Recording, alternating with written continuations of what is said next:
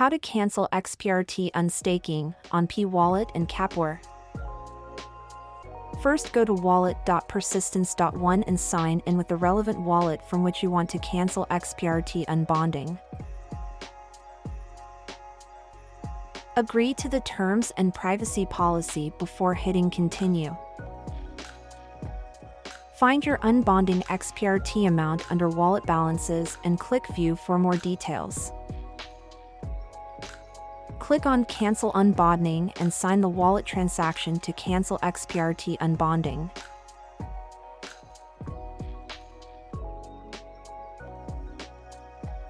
And there you have it. The unbonding is cancelled and your tokens are now staked back to the validator it was delegated to.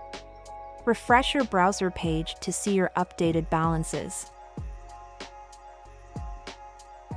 To cancel your unbonding on Keplr, simply go to the Keplr wallet dashboard for the persistence chain and make sure the relevant wallet is selected in the Keplr extension. Scroll down to the Unstaking in Progress section to view all your current XPRT unbondings. Click on the Cancel button. Confirm you understand that this will reset your unstaking period, and sign the wallet transaction to cancel the respective XPRT unbonding.